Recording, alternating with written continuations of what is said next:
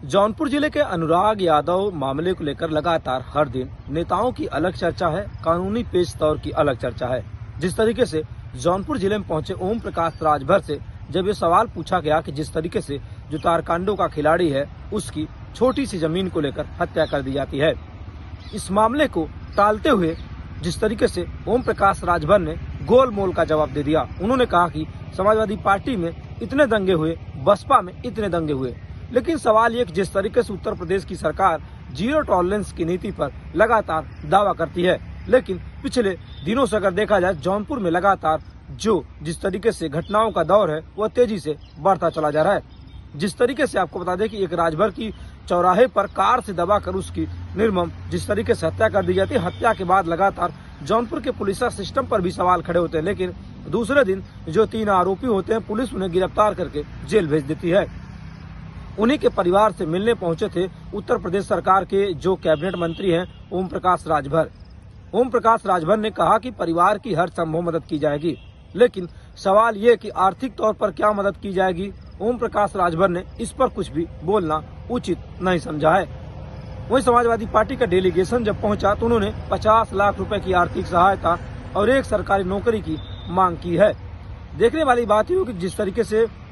जो उत्तर प्रदेश के कैबिनेट में कहीं न कहीं जो ओम प्रकाश राजभर है इन पहलुओं को लेकर क्या कहेंगे, लेकिन जिस तरीके से समाजवादी पार्टी की तरफ से तमाम मांगों को रखा गया है, लेकिन सबसे बड़ा बात यह जिस तरीके से जो अनुराग यादव था उसकी छोटी सी जमीन को लेकर जिस तरीके से निर्मम हत्या कर दी जाती है, हत्या के बाद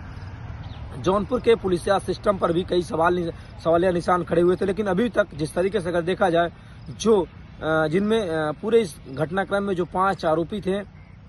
पुलिस ने उन्हें गिरफ्तार करके भेज दिया, लेकिन अभी भी जो बुलडोजर की कार्रवाई थी वो अभी तक नहीं हो पाई है। अनुराग यादव के मामले में अब जौनपुर में जिस तरीके से ओम प्रकाश राजभर के इस बयान के बाद चर्चा ये हो रही जिस तरीके से पुरानी सरकारों के बारे में क्यों जो वर्तमान सरकार है वह क्यों जिम्मेदारी अपनी तय नहीं कर रही है।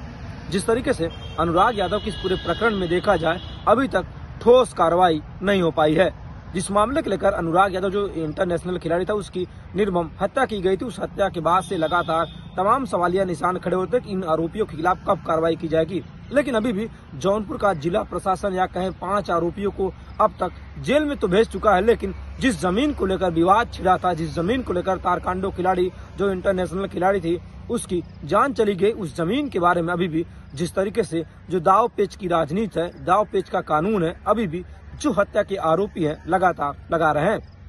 लेकिन सवाल ये कि जिस तरीके से उत्तर प्रदेश में जो जीरो टॉलरेंस की नीति है उस जीरो टॉलरेंस की नीति पर कितनी